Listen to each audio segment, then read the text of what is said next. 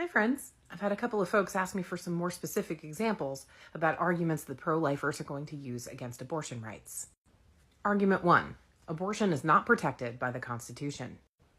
Yes, it is. It's covered by the Equal Protection Clause of the 14th Amendment. And if they want to tell you that because it's not enumerated, ask them where the right to marry outside your race is enumerated in the Constitution.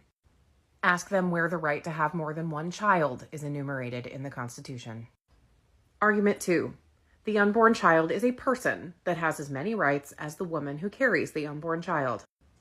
That's when you tell them that in every other circumstance, no one, alive or dead in the United States, can be forced to give up their tissues to sustain the life of another person, even a corpse. This is why we have to volunteer to be organ donors. Number 3. The leaked Supreme Court document only bumps the right back down to the states. It's not that big of a deal.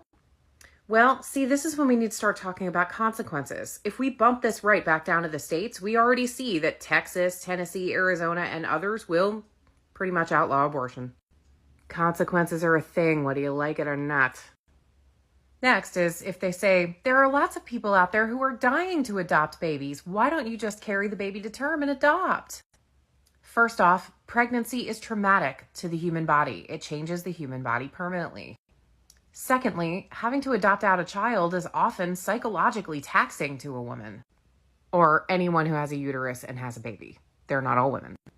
Also, postpartum depression is still a thing, whether you bring that baby home or not. If you have a mental health issue, postpartum depression can be a very, very serious problem. And lastly, we are not cattle. We are not here to provide you with a domestic supply of babies, Justice Amy. Also, if they want to push the adoption agenda, ask them how these women are supposed to be able to afford all of the medical bills that come with birthing a child. And then we can get into the government-funded healthcare conversation. And then, of course, you're going to hear some lovely misogynists say, well, she should have kept her legs closed in the first place. To which you can easily reply, he should have gotten a reversible vasectomy in the first place. Takes two to tango, baby.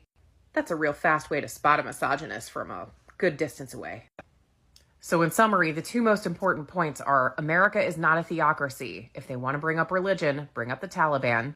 And that even if that unborn child is a human with full rights afforded to him under the Constitution, they cannot maintain those rights at the price of the tissues of another human being by force.